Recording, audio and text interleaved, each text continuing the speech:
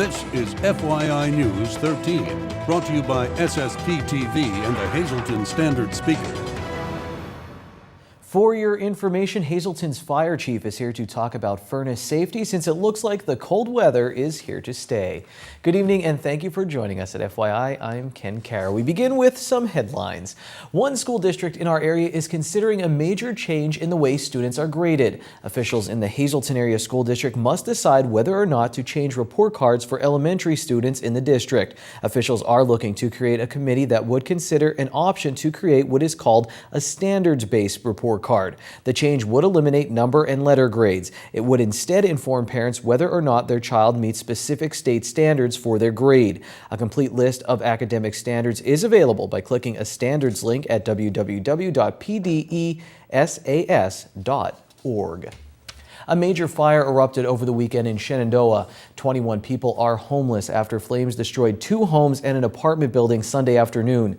Firefighters responded to a working structure fire at 505 West Center Street around 3 p.m. Sunday. The flames quickly spread west to an apartment building and east to a home, resulting in extensive damage to both. Two homes also sustained damage. There were no injuries reported. Hazleton police need your help to find a man who brandished a gun during an incident on Saturday. Police were called to the 200 block of East Diamond Avenue just after 12:30 Saturday afternoon for a report of a shoplifter with a handgun. The suspect is described as a young white male wearing a black beanie, a blue sweatshirt over a red hooded sweatshirt, and blue jeans. Police say he attempted to remove product from the Dollar General in this area and brandished a handgun while fleeing. Anyone who has information, leads, or witnesses to the incident is asked to call Hazleton Police or dial 911. It will be his first visit to the United States. After months of speculation, Pope Francis confirmed on Monday that he will visit the U.S. next year. Philadelphia Archbishop Charles J. Chaput announced that Pope Francis accepted an invitation to visit the city of brotherly love next year. The Pope will attend the Roman Catholic Church's World Meeting of Families, an international gathering. Well, it looks like Old Man Winter has already made an appearance in our area, and one local fire chief has some important advice on how you can stay safe while keeping your home warm this winter season. Our Lisa Sugart has the details. Well, unfortunately, we've had to turn the heat on. That means the temperatures are dropping, and it also means that we should take some safety precautions to make sure that our homes are heated properly and that there are no dangerous episodes happening with carbon monoxide or anything else like that. Here to tell us how to stay safe this winter heating season is Hazleton Fire Chief Donald Leschko. Chief, how often does the fire department get a call where maybe something happened, whether it be a fire or a carbon monoxide incident, because things were not properly maintained? Lisa, in the heart of this season, we're out probably easily sometimes once a day, maybe even twice a day with carbon monoxide incidents or detectors going off or any type of an incident with a heating unit. It's very common now this time of year that these incidents do occur, and even sometimes during the summer we've had incidents like that, but more towards the October range when the temperatures start changing, we start getting colder out. We've been out to a lot of these incidents. So we more or less want everyone, it's that time of year, we stress to everyone to call your heating technician, let them come out, service your furnace, make sure it's working properly. That's whether you have a coal furnace, oil burner, a gas-fired furnace, your fireplace. You want to get them service checked, make sure they're running, they're working at their peak performance, but also make sure you get your chimney checked to make sure that's also working properly. And I guess the other key is to have the detectors in place. What should people have in their homes? Well, most importantly, we want everyone to at least have one working carbon monoxide detector plus working smoke detectors. But it's more important that you got to have one working carbon monoxide detector. At least have that on your main living floor. The code does require right now to have one on every floor. We're stressing at least have one on your main living floor. Smoke detectors, as required. That's a given. We want everyone to make sure they have working smoke detectors throughout their entire home, bedrooms, main living floors, basements, everything like that. But we stress to put the carbon monoxide detector on your main living floor. Because sometimes if people have been putting them in the basements, they do get a false reading sometimes, because when a furnace is fire up, sometimes you will get that mist of carbon monoxide. Remember, carbon monoxide is odorless, tasteless, and colorless. You can't smell it, you can't taste it, anything like that. So it's a silent killer, and that's why it's most important to have a working carbon monoxide detector. And also, a lot of times we've seen, speaking of heating season now, with the cost of heating oil, we see people going out. You can buy more or less at service stations now. They're putting it in containers. that aren't the properly approved container to transporting your vehicle. They're spilling it, they're getting it over areas. That's also dangerous. That's very, very dangerous. So if you're going to do that and you resort to that option, please use an approved container. Make sure they're sealed. Make sure if you do spill any product outside trying to put it into your tanks, that you clean it up. You don't leave it later, because what it does happen is you'll get neighbors who will get calls of smells and odors and all that, and you're dealing with an environmental cleanup. So we want everybody more or less to use caution and practice safe, safe product like that, and just more or less to be safe this year, especially with any type of fossil fuel burning unit, and make sure that they get their chimneys checked. We've seen a lot of times where people have switched over. We also seen with the natural gas, people have switched from oil heat or coal heat to natural gas, and they never had their chimney inspected. Any good heating technician will tell you when you switch over, you're going to get your heating and you're going to get your chimney inspected and cleaned to make sure it's suitable for that natural gas furnace to work properly. So that's most importantly a good tip to follow. If you're thinking about changing over to natural gas and it's in your neighborhood, make sure you get your chimney checked and cleaned. But most importantly, regardless of the fact of any fuel you have, make sure you have your chimney checked and inspected. All right, some definite life-saving information from Hazleton Fire Chief Donald Leschko. Always make sure everything's working properly in this heating season. And speaking of the cold, it's beginning to look a lot like Christmas, and one community in the FYI viewing area invites you to take part in a new holiday tradition. The second annual Christmas in Cunningham Parade and tree lighting ceremony will take place Friday, December 12th. Committee member Lacey McGowan is looking for parade participants. Anybody in the community, local businesses, organizations, anybody who just wants to help us spread the Christmas cheer, you could come and participate. You could have a float, you could walk, anything to help out, and it's for a good cause. And that good cause is that you're collecting food and toys, so tell us about those causes you'll be supporting. Anybody that comes out, we ask you to bring a canned good that will be donated to the Valley Food Pantry. We also have a Toys for Tots donation box and Brandon's Forever Home as well. The parade will step off Friday, December 12th at 6 p.m. from the Valley Vets in Cunningham and proceed to the Cunningham Borough Building on Main Street, where there will be crafters and vendors and the annual tree lighting with Santa Claus. Several special characters will also make an appearance. I heard some of them. It's very exciting. To take part in the parade, go to their Facebook page, Christmas in Cunningham, or you can email lacy.mcgowan@yahoo.com. The rain or snow date for the festivities is Saturday, December 13th. Standard Speaker is your source for breaking news. They had breaking news this afternoon. Our media partner, State Police at Hazleton, investigating a stabbing in Foster Township at Hickory Hills Development. For more information, you can go to standardspeaker.com. Well, when FYI comes right back, we have our weekly fitness segment plus your local forecast. And in sports, we'll take you to Johnstown, where the Marian Catholic girls volleyball team played a heck of a game and finished second in the state.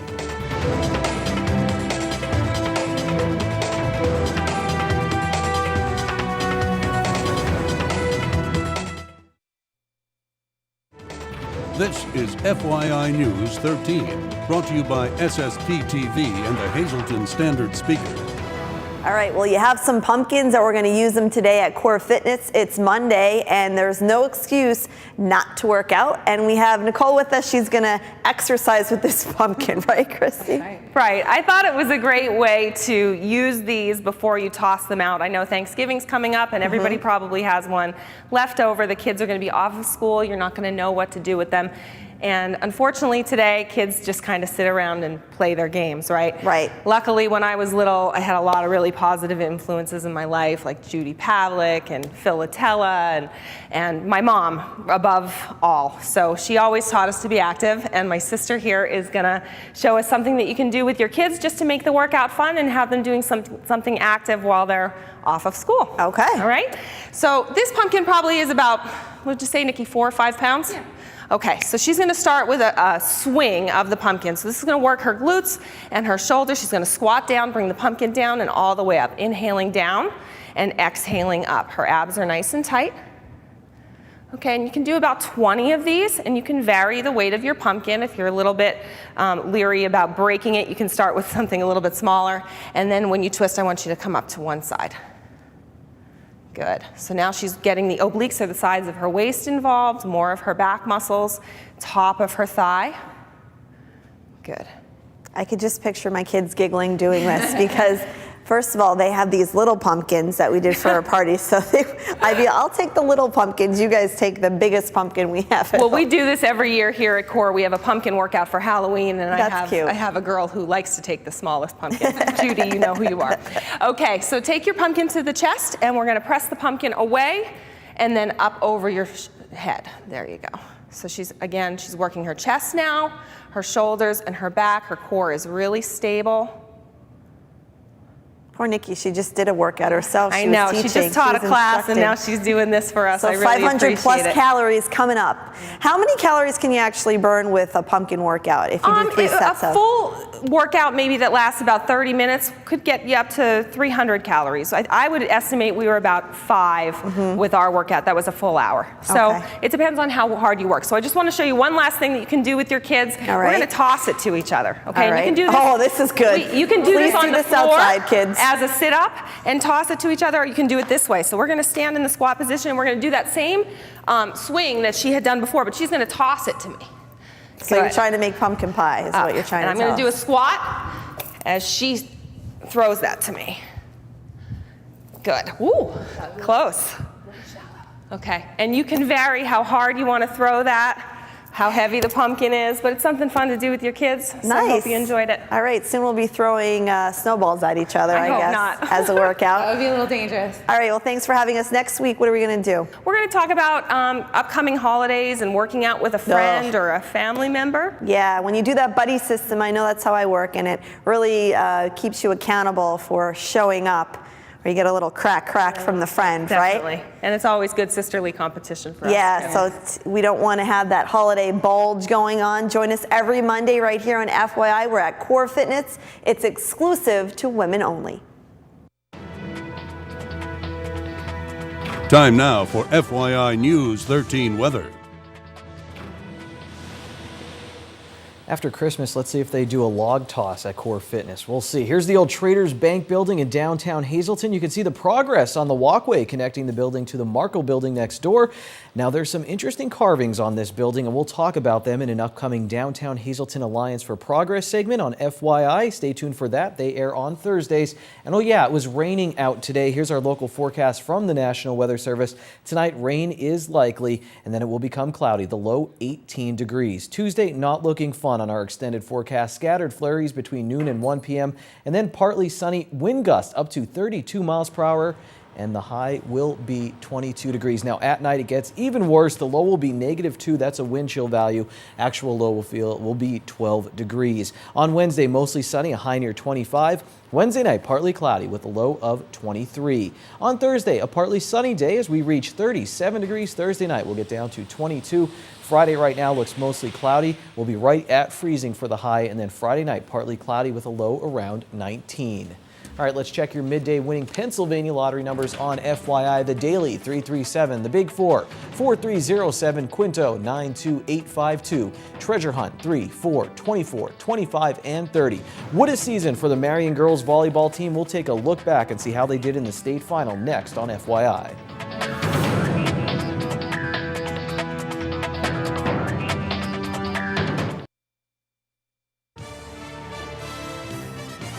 This is FYI News 13 Sports. Well, here's what I did this weekend. I stopped at 3 different sheets in Western Pennsylvania. They were all different and very impressive. And after my sheets tour, I saw an amazing volleyball game featuring 2 very, very talented teams. Marion Catholic, the Phillies, the Volleyball Ninjas, and the Greensburg Central Catholic Centurions went to 5 sets in the PIAA Single A State Championship game. Greensburg Central Catholic came out on top in the 5th set, 15-13 to win. Honestly, I wish the game could have went on all day. I drank a large Sheets coffee. I was all ready for it, but like all good things, it had to come to an end. As I was walking to my car after the game, I heard someone yell to a Marion player, "Keep your head up." There's so much the Phillies have to be proud of. After the game, it was incredible to see senior Lauren Neat stand still in one place. For about 2 hours and 5 sets, she was a flash of gold, flying all over the court, making plays. I remember thinking to myself, whatever happens, no regrets. This is my last game, I might as well go out with a bang, so I tried to. No regrets? No regrets. When Neets finally came to rest, she called the game a roller coaster that went from scary to amazing to scary to amazing and then to heartbreaking.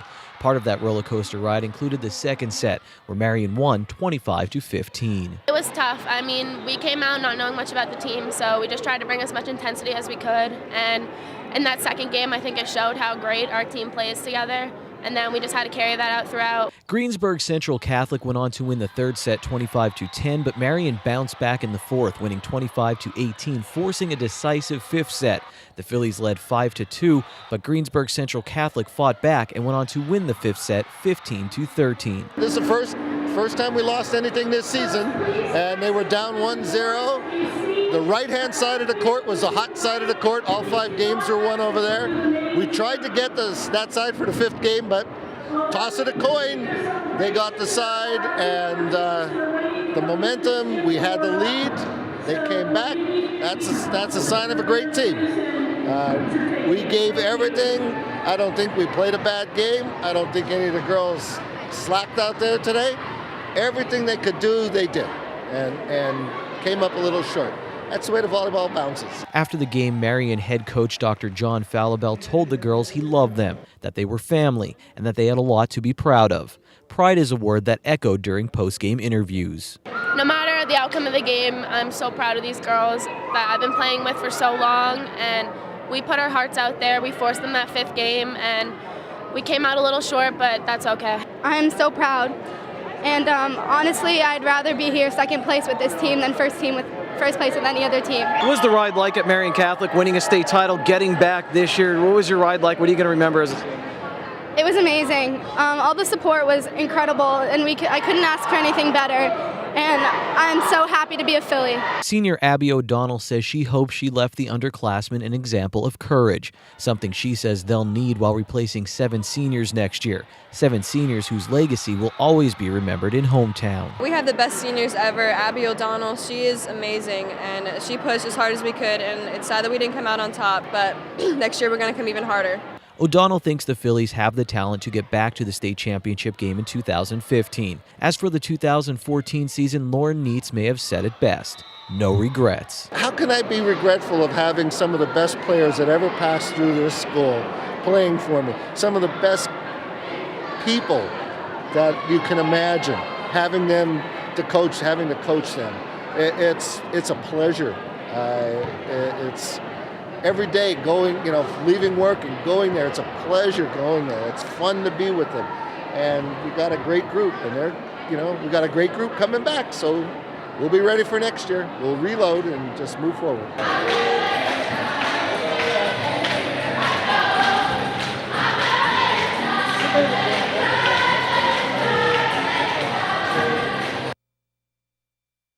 So Marion Catholic, they win the state title last season. They're runners-up this season with a talented group and a great group to be around, the 2014 Marion Phillies. The Volleyball Ninjas, as I called them. The season came to an end for 2 other local teams over the weekend as well. North Schuylkill, the football team, they lost a close one in the District 11 AA District Championship, and the Marion Catholic football team fell to Pius X in the District 11 Single A title game. Fall sports season is now over in our coverage area. Monday is the first day of winter sports practice at local high schools. It's also Trivia Treats Day. Enjoy.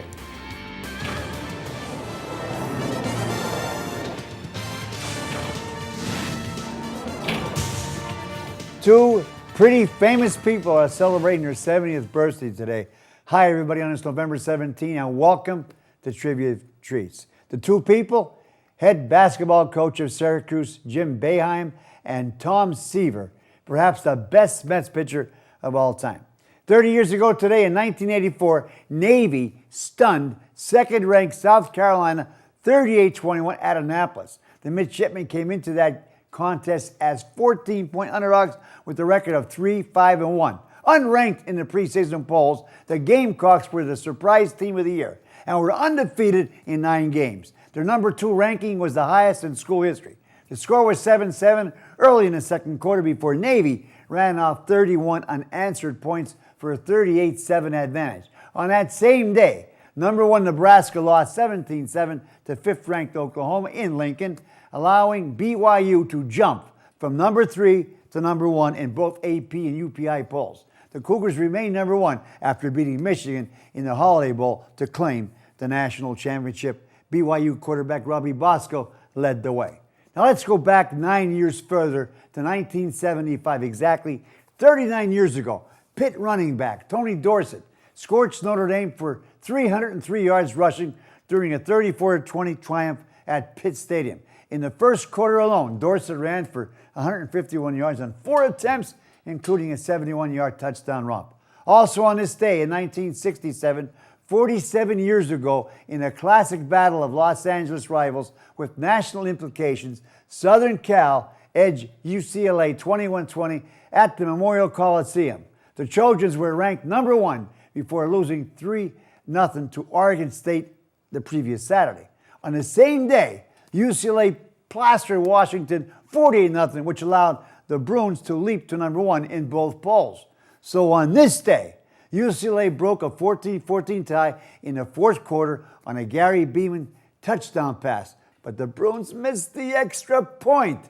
Then on USC's next possession, running back O.J. Simpson dashed 64 yards for a touchdown. The point after sealed the victory. Southern Cal regained their number 1 ranking and went on to claim the national championship with a 14-3 win over Indiana in the Rose Bowl. Finally, a trivia question and answer. What is the NFL record for most yards of total offense by 2 teams in one game? Answer, the Los Angeles Rams slipped past the New York Yanks 43-35 at Yankee Stadium as the 2 teams combined for an NFL record 1,133 yards of total offense on November 19th, 1951, till Friday. Stay loose. Mondays can be rough, but you can end them on a high note. Seafood night at Bottlenecks. Choose from crab, clam, shrimp, and lobster specials, such as their little neck clams in garlic butter, only $1.95 a dozen, or handmade crab cake platter for only $8.95. Good evening, everyone, and here's tonight's Talk of the Town report. First tonight, Christ Lutheran Church in Cunningham will be holding a vendor and craft fair Sunday, November 23rd from noon to 5 p.m. Be having homemade food, baked goods, chicken trays, and of course, great crafts and vendors. More information, please call 570-956-6500. And finally, the Lake Lehman Band sponsors annual fall and holiday craft show will be held Saturday, November 22nd from 10 a.m. to 3 p.m. at the high school. A wide variety of vendors and food will be available. Admission is free and all proceeds benefit the Lake Lehman Band programs. For more information, please call 570-256-3396. That's tonight's Talk of the Town. News 13 would like to send sincere condolences to the family and friends of these recently departed. Lawrence Evangelista, formerly of Hazleton. Arrangements will be announced by the Frank J. Bodden Funeral Home. Virginia Quintero of Lancaster. Arrangements will be announced by the Niffin O'Malley Funeral Home. Thomas Mischishin of Freeland. Funeral is Tuesday at 9 a.m. from the McNulty Funeral Home. Friends may call Monday from 6 to 8 p.m. And Arthur A. Tyrone of Hazleton. Funeral is Wednesday at 10:30 a.m. from the John J. Pustai Funeral Home. Friends may call Tuesday from 6 to 8 p.m.